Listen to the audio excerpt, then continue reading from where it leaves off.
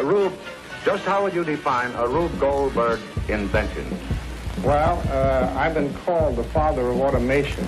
It's one thing after another. I mean, that's really the thing, and it's an illogical bunch of things which are put in a logical sequence. Rube Goldberg. Rube Goldberg. Rube Goldberg. Rube Goldberg. Rube Goldberg. Rube Goldberg. Rube Goldberg. Rube Goldberg. Rube Goldberg. I made a Rube Goldberg machine. A Rube Goldberg machine, it's an intentionally delightful waste of time and energy. Here's a typical example of what I mean.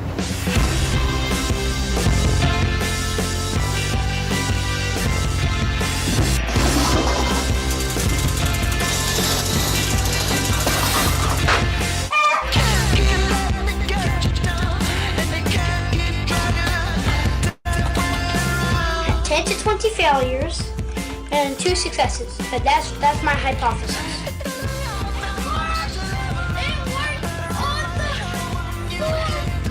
The internet, and YouTube in particular, has given a whole new life to Rube Goldberg. Watch close.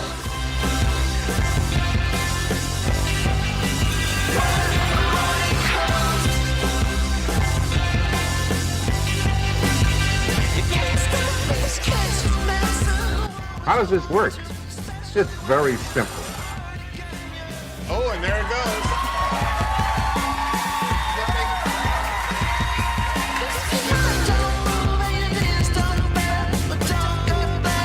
I suppose there are one or two among you who think that my inventions are a bit ahead of their time. All right, go on and say it. Downright screwy.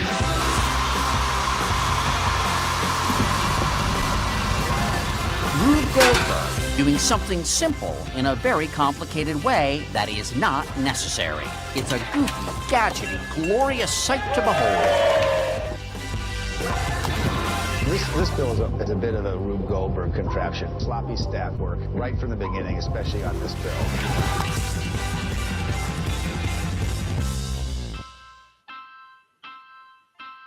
And this is the world's slowest Rube Goldberg.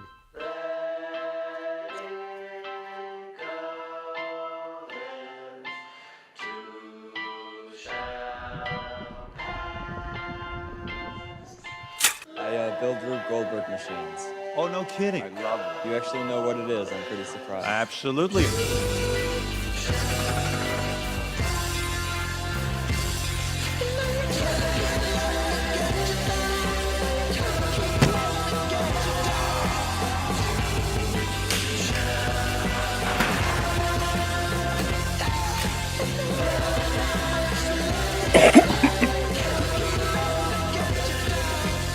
Wait, is that a Rube Goldberg machine? Who built it? Me, I made my hand, but I'm upside down, so I can't really help.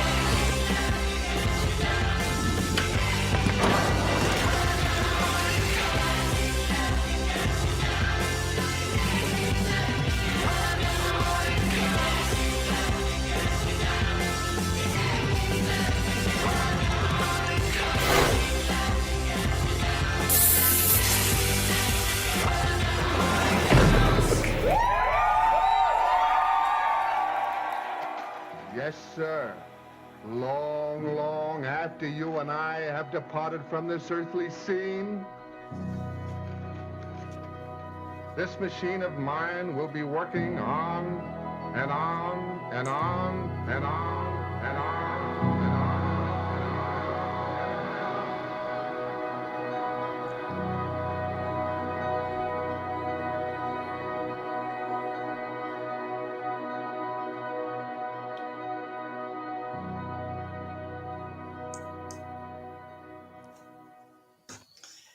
Is it possible to watch that without smiling the entire time? I don't think so.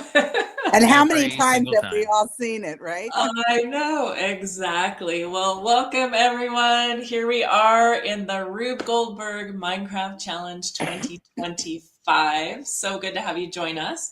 I'm Claire LeBeau. I'm with NASAF, the Network of Academic and Scholastic Esports Federations. We are taking fantastic ideas like the Rube Goldberg machine and blending that play with some learning, which is our favorite thing to do. And I'm joined today on this stream by Jennifer George. Here I am. I sort of fell into this by accident, an accident of birth. Rube was my grandfather, and all things Rube pass across my Resolute desk. And of course, everything I do would not happen without the amazing people we work with. So I'm going to now introduce Eric Leitner from Clever Like. Hello, hello. Yep, I'm Eric Leitner. I am the education content producer for Clever Like Studios. We are a Minecraft marketplace partner. We are a partner with Minecraft Education. We create some of the amazing worlds you may have played in. But what we really love is seeing what you create. And we love creating and providing the knowledge for the skills because we want you to eventually do our jobs. And I see the Rube Goldberg competition as part of that pathway, right? Because you're learning all of these developmental skills, even though you're just playing in Minecraft, right? You're learning the things that eventually lead to coding and things like that, right? You're doing sequencing. I mean, how much of the Rube Goldberg machine is sequencing? And we never talk about that. It's like one of the most important things in coding is sequencing. And we're doing it just by building this goofy contraption. So let's lean into it. Yeah. When you talk about career pathways, I was just imagining Eric. Every time I go on Discord and I prepare to send a message to Eric Leitner, not every time, but 90% of the time, it says he is playing Minecraft. That is his literal job. So correct. All of you who love Minecraft, be encouraged. You can actually take this all the way to your career. And you will have to tell your friends like I do. I play lots of other games and I'm on some of the Discord channels and I have to tell them, if you see that I'm playing Minecraft, that's work. Don't bother me. Don't send an invite. I'm working. Exactly. Well, it's fantastic. I love the Rube Goldberg Minecraft Challenge because it gives kids an opportunity to play and have fun, but they're still learning engineering principles and design principles and thinking creatively. And as you will see today, we're going to share some examples. That creativity and that fun is central to a Rube Goldberg machine. That's really what it's all about, right, Jennifer? Absolutely. And let's just sort of explain. Every year we have one single task that every machine in all of our contests, except for the cartoon contest, has to complete. And this year it was feed a pet. You could feed any pet you wanted. And I think the playing field is pretty exciting in Minecraft. Eric was telling me about a creature called Mushroom. Am I right? And you're right. Had mushrooms growing on his back. And I was like, oh my God, if you could feed mushrooms to Mushroom, that would be very exciting to me. I know that sounds kind of fun. But I know you've got dolphins and horses and cows and llamas. So take your pick, feed any of them. Make sure we know it's your pet. And we're going to show you some really cool submissions in the past to give you some ideas about how you can use Minecraft and build a Rube Goldberg machine. Absolutely. So let me go ahead and jump in. We'll watch a little bit of this. And then Eric, if you want to chime in with what is particularly appealing about these, not just the appeal, but how it meets the standards that are set for the machines that are contributed. So we are going to start here with Team Cube Goldberg. Uh-oh. Well, let's try again. It's playing somewhere. It is playing. I hear the music. I hear the music. All right, let's try again. There it is. It's that one. There we go. Okay. What would it be a stream without some technical difficulty of some sort? All right, here we go. Take two.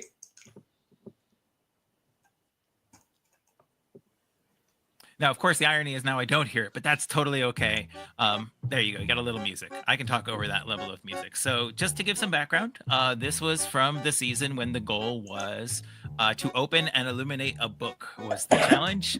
And so this team said, okay, what book do we want to open? And they went with a cookbook and they created this whole environment where you're saying, oh, obviously all this is going to take place in the kitchen, but it doesn't.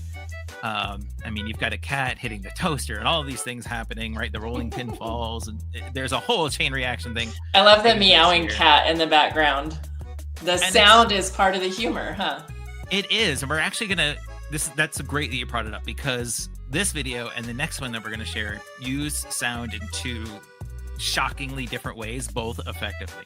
This one added sound effects. They added kind of this fun music to make it feel like it's sort of this immersive, cartoonish experience. Whereas the other team, and we'll see in a little while, decided, let's just narrate it off the cuff and have fun with it. And that was still so entertaining to listen to. And you'll all hear it in a little bit. But what I love about this one, what this one probably did better than most in this particular season, is the amount of changes in motion, the amount of changes that we see from one element of the machine to the next element of the machine. So, of course, we saw dominoes. That led to a chain reaction of tridents shooting targets. That has now led to a cow going up and down. And this is a mechanic I always love. It's kind of suspenseful. Is he getting motion sickness? Probably. Wow. I mean, if they could just feed that cow, they've got this season all worked out already. Right? But, Exactly. But so there's so much going on when it comes to changes in motion in this particular machine. Every element is different from the next. They've incorporated sound there, and that sound is actually in the world using note blocks and things like that. They've used some redstone contraption here. And of course, one of the things that we always stress is incorporating the simple machines. So here we see their interpretation of a screw, a simple machine that doesn't exist in a Minecraft world. So they represented it the best way they knew how. I love the person sleeping on the couch also. Like, just so much theming, you know, we score on theme. The theming here is obvious because we're going from room to room in this house, you know, with the goal of finding the cookbook. And it looks like we're heading back into the kitchen at this point. Right, we've kind of searched the whole house, but I don't think we're done searching yet. Right, hard left turn there into the bathroom, I think. But it's what we love, right? Like this one keeps us captivated. It's entertaining. There's unique things to look for. Elements consistently change and are different, so we don't really know what's going to happen next. So it keeps us on our toes a little bit as judges. When we look for it and we go, wow, I didn't think they would do that next, or I thought it would just keep doing what it's doing, but we're seeing these changes. The setting is changing and things like that. I love the use of color. This one's got a lot of good color. It's the build really is great.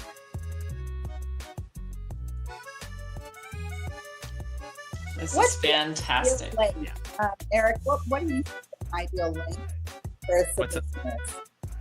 What is the ideal length for a submission? What do you think? So we always use this sort of 1 to 5 minute runtime window, I believe. But I don't think that there's an ideal length time. Obviously, we have requirements to fill because it would be very difficult for us as judges to watch a bunch of hour-long videos. Yeah. Also, you know, there's not a lot that can happen in a minute. So we want to make sure that you're filling up that time with things for us to watch and explore and really see your vision come to life. But I think really what comes is we give you this set amount of time is to use it effectively, right? And if we look at this video, there's no downtime in this video. Things just keep happening. So they used time really effectively here. And here's finally the book that, you know, they found in the cabinet. It opens up and there's the cookbook. They found their cookbook. And there's the light. Oh, right. Because it was open and illuminate the book, right? There's their cookbook. Oh, congratulations. That's I love how, you know, you have to use your imagination to create these elements in Minecraft. And how are you going to represent these things in literally blocks? And it really shines a light on the kids and what they bring to us. Mm-hmm. And you know what? There are easy ways in Minecraft to create sort of these chain reaction elements, and there are very challenging and complicated and complex ways for those who are advanced builders. But we've had winners that did it the easy way, but their theming and their narrative and their setting and all of those elements, their humor were so good that it didn't matter because it kept us captivated. Yep. Right. So Exactly. true. I have a question apropos of almost nothing. So we see a lot of Rube Goldberg machines in movies, a lot. And, you know, I mean, there are famous ones on our website that you can see, but I wonder, the Minecraft movie, does it have a Rube Goldberg machine in it? I haven't seen it. I'm a really bad fan because I haven't seen it yet either. I haven't seen it either. Okay, so it sounds like we all have weekend plans. I think so. To us, if you want to send us the answer, we would love it. Send it to Claire at NASAF, to Eric at CleverLike, or to us at rubegoldberg.org. Yeah, what That did you is see a- in the movie that might count as a Rube Goldberg machine? I'm sure they used some redstone in there. I gotta believe that's in there somewhere. I'd be amazed if it wasn't. I'd be amazed if it wasn't. But I'm curious to know Exactly. how they used it. If it just triggers one thing, or if it sets off a whole chain reaction of things, very Rube-esque. So Right, exactly. So I just want to make sure you all know, how do you enter this competition? How can you be aware of exactly what you should submit? So if you go to nasef.org/Rube-Goldberg, or actually if you just go to the homepage, nasef.org, we have a link right there for you to get here. And you can see all kinds of information, how to submit your build, the live stream. This will be added to it as soon as we're done with the stream. It will be added. And then all kinds of resources here for educators also, because Eric, as you were talking, you were saying, oh, look, see how they worked in a screw there or a pulley. We have all the videos that we have recorded previously, as well as PowerPoints that teachers can use so that they can walk through and help their students. Or if it's not in a school, help the kids that you're hanging out with. Help them create these things to make the best machine possible. So all of these resources are available on the NASEF website, so make sure you check that out. And then Eric also talked about the transfers of energy. So if you look at the team guide, you're just going to click that button right there and head over to the team guide, and you can download this or check it out online, and it has all of the information here. Deadlines, for example, are very important.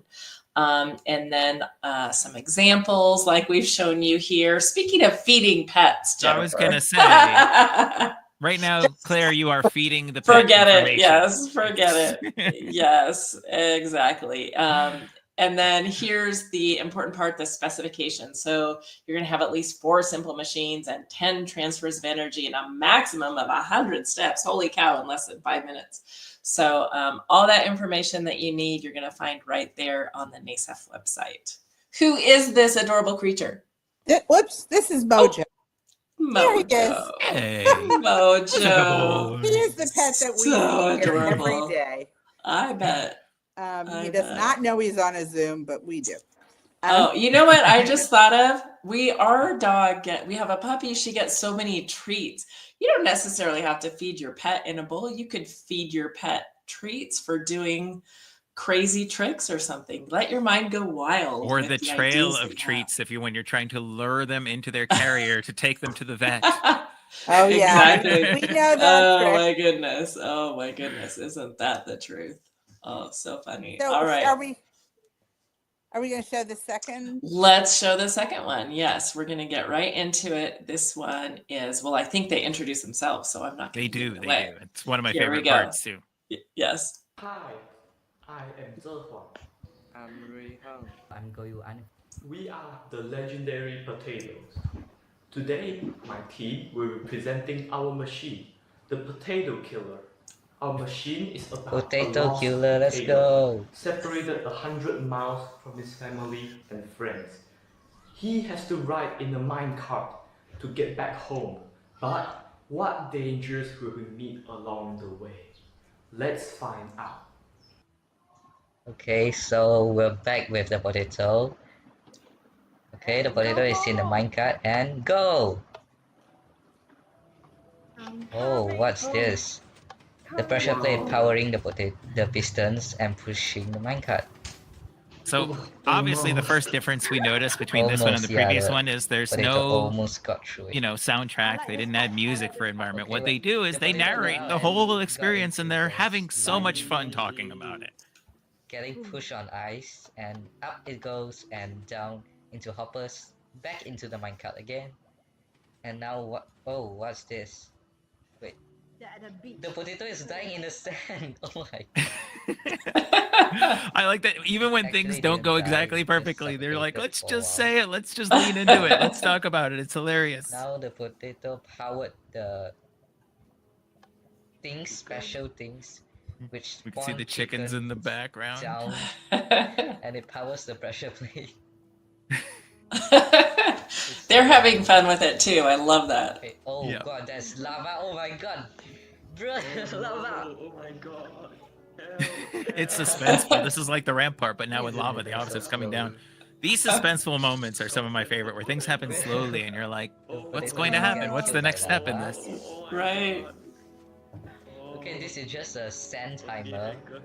Slowly pushing the sand down until it touches the observer.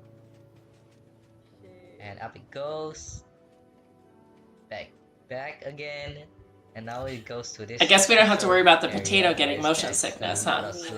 I don't know. Hopefully it's closing all its eyes. I've seen myself out. Thank you. Good night. A bit more about it. But this particular narrative and voiceover, these kids were so funny. And part of what's so important about a Rube Goldberg machine, it's not just some rubble run or a chain reaction. It's about humor. And if you can make us laugh, that's half the battle. And that can happen in the last one. The humor was very much in the change of actions that were taking place. You know, the story was kind of telling itself with the music and the visuals. This one, they're telling us the story, and their joy is contagious, right? So we're invested because we're listening to them have so much fun with what they've created. Exactly. Nope. It's also so ridiculous because it's about a family of potatoes. You've always got me interested if that's what you're talking about. So question for you then, Jen, is there any rule that says your pet can't be a potato? Can you have a pet potato? Why not? You could have a chia pet too. I mean, there are pet rocks, right? Pet rocks. You know? This item is getting pushed up and down. But I would, you know, it has to. You have to feed it something logical, I guess, or absurd. And we'll wait until got enough items. A potato could get planted in the ground and get fed fertilizer. And we'll push the minecart to the side. You know, we've watched machines before where things like the food items or even the llamas were part of the machine. And I just noticed this is a machine telling the story of a potato, and there were people that were part of it. That were part of the machine. You know, the villagers were part of the machine. Oh, potato! It's a potato party. All of those scary parts. Sheep at the bottom. Yeah, the sheep at the bottom. Even they're laughing. They can't stop. Oh, it's fantastic. Excellent. Yeah, so now you have some ideas. That last one was from the sprinkles on a cake. And the best part is the potato, which was going on the journey, ended up with all its friends being the sprinkles on the party cake. So, you know.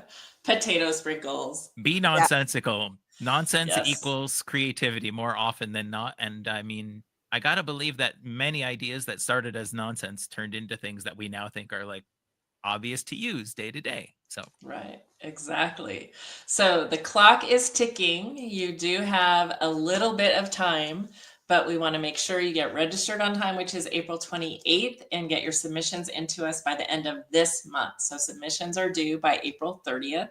Again, if you just go to nasef.org, you can link on over to the page and fill out that registration form and get the team guide with all of the details that you need. And then we will be announcing the winners on May 7th. So time is passing quickly. We cannot wait to see what you all have to show us. Very exciting. It's my favorite part. Always my favorite part. You know, we see all your submissions. So we have a lot of work to do once the deadline passes. We do, definitely. And keep in mind too, you could be highlighted. Look at how we're highlighting these videos from years ago. Your work, your creation can go on to be an example for kids for years and years to come, because this challenge is so fun. I guess I shouldn't even start thinking about what is next year's challenge. Oh, we've announced it. Oh no. We have. Okay. You announced it. It's out in the open. All right, I'm drum rolling. Okay.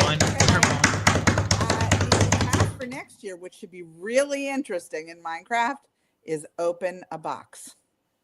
Oh yeah, we can. There's lots of boxes to open in Minecraft, and the exciting thing is what's inside the box. You know, you're opening a box, but it leaves this wide open area for you to be really creative and figure out what. Now, you could open a box and inside is the pet that you're feeding.